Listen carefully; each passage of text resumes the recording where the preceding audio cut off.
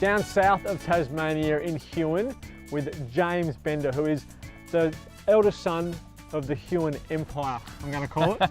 And is this where you grew up? Yeah, this is our family home till I was about 16 years old.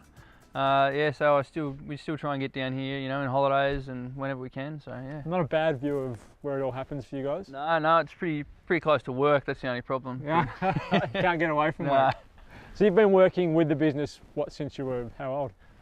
Since I was 12 years old, working out on the water, just doing various jobs. I've pretty much done just about everything there is to do on the farm. So yeah, no, it's pretty interesting.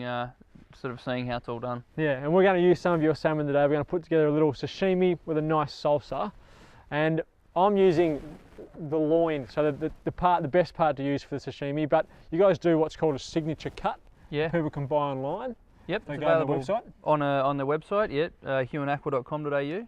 And it takes care of all this work for you. Yeah. So you get the loin Beautiful lightly smoked, which I reckon if you're doing sashimi at home, having it lightly smoked is great because it firms it up a little bit.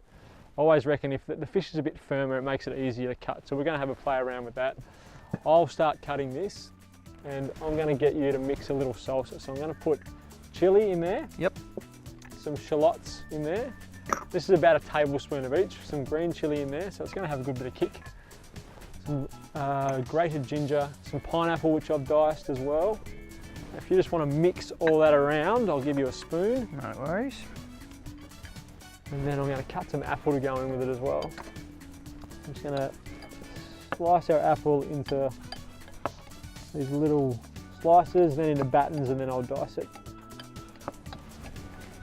And once you've got that mixed in, mate, I'll give you a couple of cheeks of lemon to squeeze in. So what's your role now here at Huon? Just working in special projects. So it's a fairly dynamic business. Is that why you get to deal with me? Because you're a special project, yeah. Today's special project.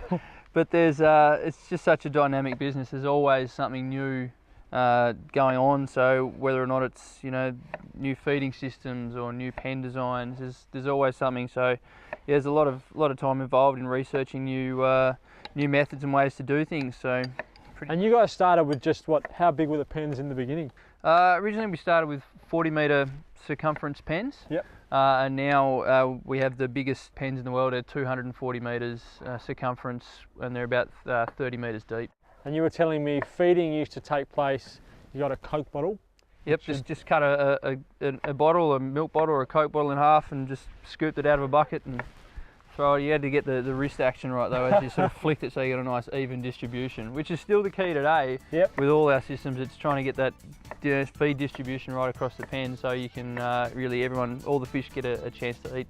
And now it's an automated system, isn't it, the feeding? Yeah, so it's all centralised on a barge, and the centralised barge holds 320 tonnes of feed, and the pipes go out to each pen, and they're all fed independently. And fed, what I love, I guess, is it's fed to hunger, really. Yeah, we call it fed to cessation. So each fish, fed to cessation. Cessation. So when they're full, that's when we stop feeding them. So optimises feed growth and minimises waste. Yep. And how do you measure that waste? So how do you know when they're full? Well, the new system uses cameras. So it's a smart technology with the camera can actually recognise the pellet as it comes through the water column. So there's a camera down under the water. And as that pellet falls down, the camera picks it up and it turns the feeding system down, so it slows it down, and then eventually after it picks up a certain number of pellets, it just turns it off. So you don't have as much waste falling to the bottom of the floor? Exactly, well there shouldn't really be any because the camera's set at about 7 metres and the pen's 30 metres deep. Yep. So you're getting the pellets quite high up because that's where your aggressive feeders are. So even the ones that do pass the camera will get eaten before they go through the bottom of the net. So leaving no footprint underneath. Exactly. The net, which is what you want. All right, so this is a sashimi knife. You guys, if you buy the signature cut, you can get your own setup of sashimi. Yeah, the signature cut comes with an option to get the sashimi knife and a beautiful board to display it all on. Yeah. So this is I've got the big daddy version of this one. So I'm going to go with mine, and it's got one flat edge, one beveled edge.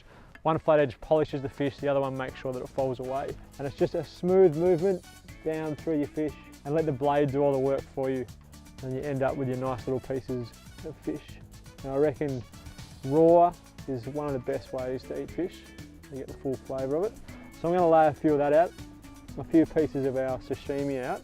What I need you to do is add a little bit of oil to that. I'm going to season it. So you want it to be fresh and vibrant. The salmon's got a great mouthfeel, it's got lots of flavour, it's nice and fatty. So this needs to be nice and fresh. That's what we're after. Okay, so I've cut out my lovely little pieces of salmon. I'm going to swap with you now, because I want you to have a go with your knife and see if you can beat me. And I'm going to put together a little mayonnaise to go with our salsa. It's harder than it looks, the sashimi. Nailed it. Oh, almost. I'm trying to make it sound all difficult, and you've just crashed it.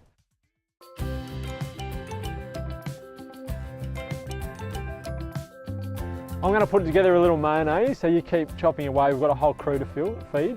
No worries. So I'm just going to take some zest off some lime. You can do this with any citrus fruit, grapefruit, lime, lemon. Did I just call this a lime? I think I always do that. This is a lemon. So and I always have to explain myself. In Mexico, this is called a lime. So I always make that mistake. So this is a lemon. So you can do it with any citrus fruit. I was trying to remake that point. Let's put some of that zest into our mayonnaise. I'm going to mix that in, a little pinch of salt in there as well. A spoon and mix that in. And then I'm just going to put it into a piping bag to make it a little bit easier to get it onto the plate. We've got the biggest piping bag in the world for the smallest amount of mayonnaise ever. Pop our mayo into our piping bag. Well done. No worries, there you go. That should keep the hordes happy. Should keep them happy, hopefully. So we're ready now to plate up. I'm going to use this black and white plate in front of us to plate up. So we'll get our mess off it. Give it a wipe down. And then I'm just going to place, so if you pick the best bits of salmon, probably the bits that you did, and just place them, you know, all over the plate, nice and loosely. Cut the tip off our piping bag.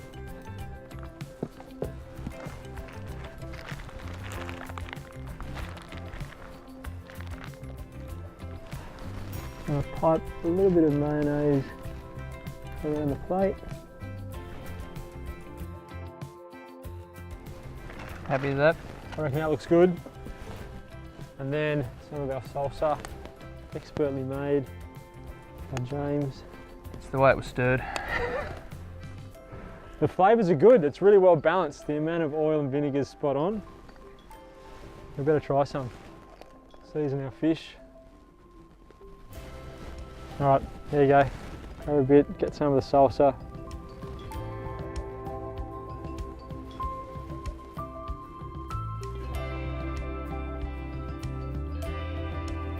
That's good.